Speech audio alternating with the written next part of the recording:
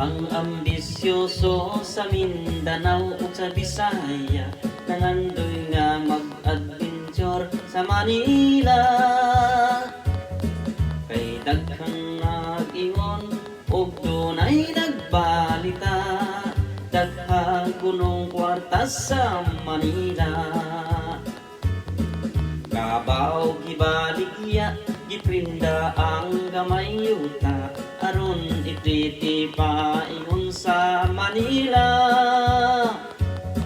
Karton ang gisudlan sa sinina niyang ginupdo, malipayon sakay dayog barko. Dito sa Manila daghang yung mga Bisaya, ang mga pobre sa squatter mo makita.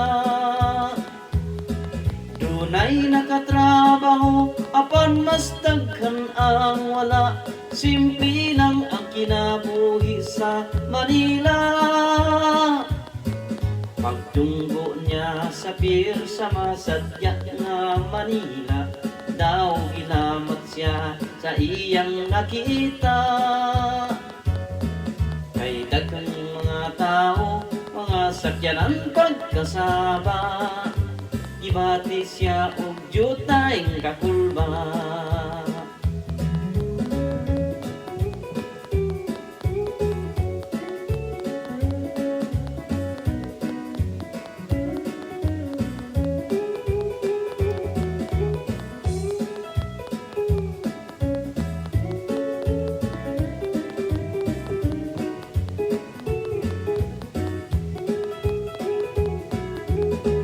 Sa Manila daghang yung mga Bisaya, ang mga pobre sa squatter mo makita.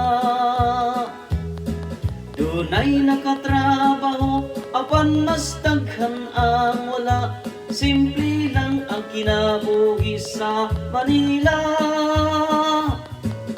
Sakay siyag jeepney, mangita sa iyang paryente, pagka naog sa yanan way kapliti. Kay dito pa lang sa pier, sa mga pasahirong naghuot, pitaka di ay niya dito gikuot. At lang mga may puro problema, maayo pa kuno mubalik sa probinsya.